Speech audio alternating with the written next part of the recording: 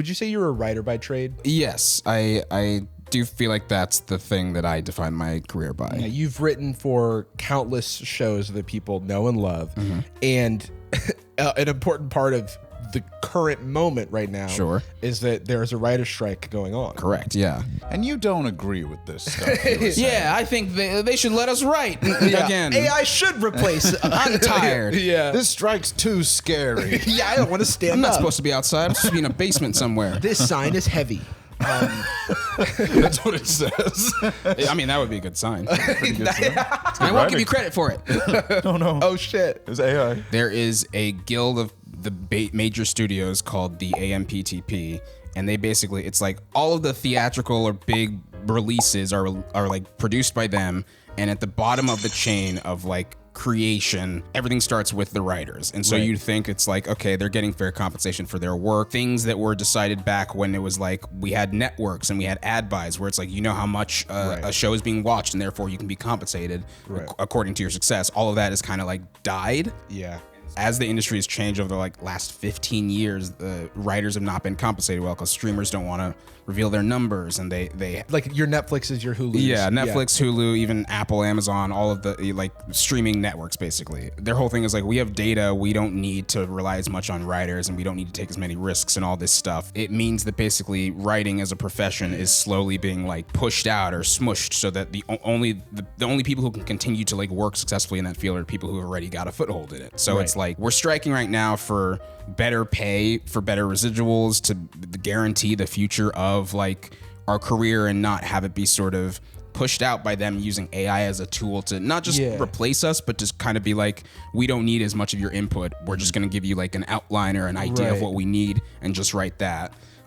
We're striking for more people to be hired on shows, because there's a lot of times where they do this thing called a mini room. We like this idea, but we're not sure about it. We're going to put together a room of people to basically write the season, and then we'll decide if we want it. And then it's like, if they do decide they want it, they don't have to hire those people. They can just be like, well, you wrote the outline, so we're going to just hire this one guy and he'll write the entire show, which means you get worse shows that way. And it, like, they are basically making people write these long seasons in very short amounts of time, so you don't get a lot of good work out of that. And it's like, I think a lot of people look at the industry over the last couple of years and they're just sort of like, God, everything that's coming out now is just reboots and remakes and all this shit, and it sucks. And they should just replace writers with AI because it's all like crap anyway. And I'm like, I think if you don't like what's happening in the industry right now, then you're probably on our side as well, because a lot of that is the result of them being like risk averse and scared. When you think about the entertainment industry, it's like a lot of these things are happening because back in like the 90s, there weren't as many options for entertainment as there are now.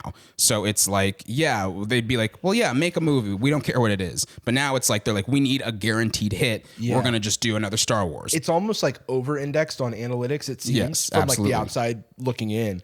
Because it is so much, like if you look at movies like, or if you look at Netflix, it seems like they're especially bad for this, where they niche down to such a specific demographic that they're going for a project. They're like, tall girl. It's going to be a movie about four tall girls by a tall girl. And even the way that written movie, by a short guy, actually. Probably. I think it literally is. Who knows better about tall girls than short guys? Yeah, that's true. They know them from a different angle. Correct. And it's like also just like all that stuff is it's data driven to the point of like them being like, here's, you need to capture an audience at this point, and in 15 minutes it needs to be this and this and this. Yeah. Because like they have data of like when people stop watching, and they don't want to make things anymore that feel like it is based on like creativity or just just the idea of someone having a vision and making or a thing. Cultural cachet. Like you can't, like we used to work in tech, and this is the first job of my tech career was like at Yelp. And I remember it was like some sort of product meeting where we were looking at graphs, and someone said the phrase, you can't iterate yourself to a product vision, because the whole thing was like, oh, if we just slightly tweak the color of this button and the way that this looks, it'll slightly get us a tiny little lift in user engagement.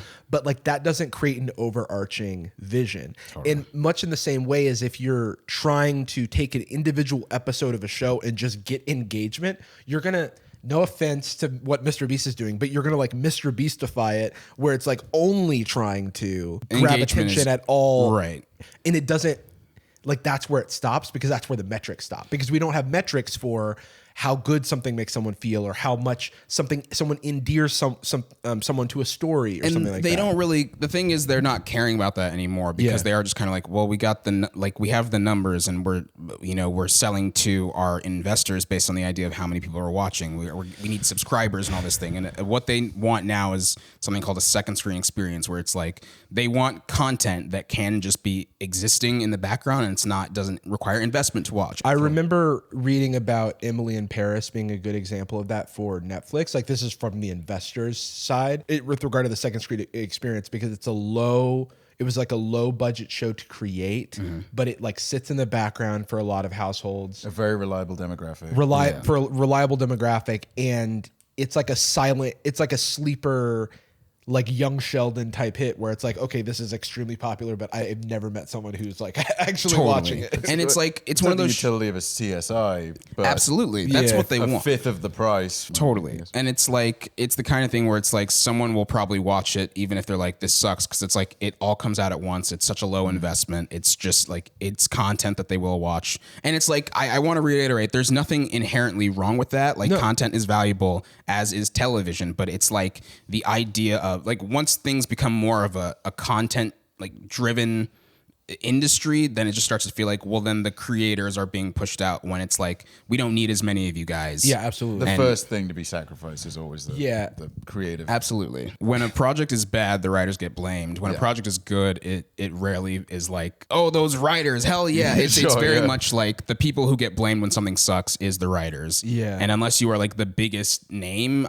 you rarely get credit for a project's success, even though it's like, it starts with you. And when a project is bad, it's like, no one writes a script and then they send it off. It's like, we're going to shoot exactly this. It gets changed so many ways. Yeah. And it's like, a lot of people are like, well, I'm glad that this thing sucked because that writer sucks. And it's like, I don't think that what you saw on the screen is what they turned in. Right.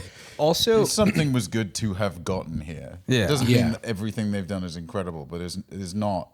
It is serviceable material. And sometimes if something comes out shit, something happens. Sometimes they're easy to work with, and that's why they continue to work. And it's like, because they won't like fight when a producer's like, what if this scene was set to a rap song or whatever? Because they don't have advertising, all of the like decision of like what counts as a success, or like what they're looking for, is just on subscribers. And it's so weird, because it's like they release 3 shows a week, and if the subscriber count goes up, it's like, well, how do we know what's responsible for it? And it just feels like there's no concrete way for the creators or the audience to understand what a success is, besides them saying, it was big. And you're like, okay, so can we...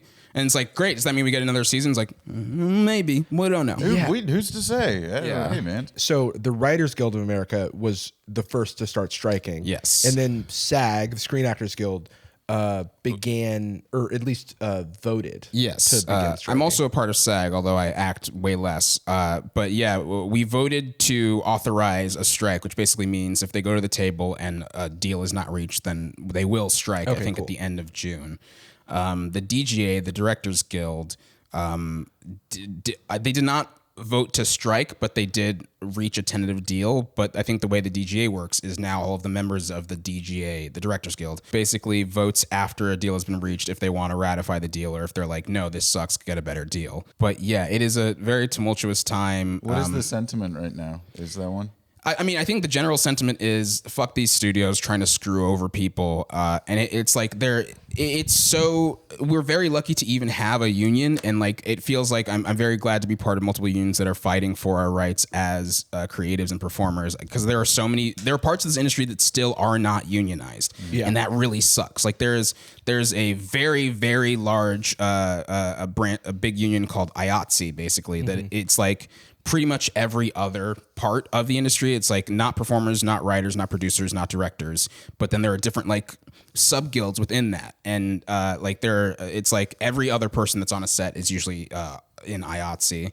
But then there are, even within IATSE, there are people who, it's like VFX people are not unionized. Yeah. Right, and there's multiple reasons. Heavily abused. Heavily abused. And it sucks. And I feel bad, because it's like, you see, first of all, I want to say, like, I think a lot of people look at the writer's strike and they're just like, oh, they all get paid so much anyway. Why do they think they deserve even more money? And it's like, I think everyone deserves to be paid way more. Like, I think teachers, like, I'm glad whenever I feel like a teachers union goes on strike. I think VFX, I wish they could unionize. I think that they can't unionize because because A, it's a lot of remote work, so there's no having to be in person, and B, if they did unionize, all of those jobs would be shipped overseas, and so it's very hard for them to find the motivation to be like, let's stop working and try and make sure we're getting treated fairly, even though they are very heavily abused, both on set and after production is done. Well, the sentiment of if them, why not me is just, that is the most successful corporate propaganda Absolutely. in human history. The number of guilds that have voted against themselves or just refused to be formed,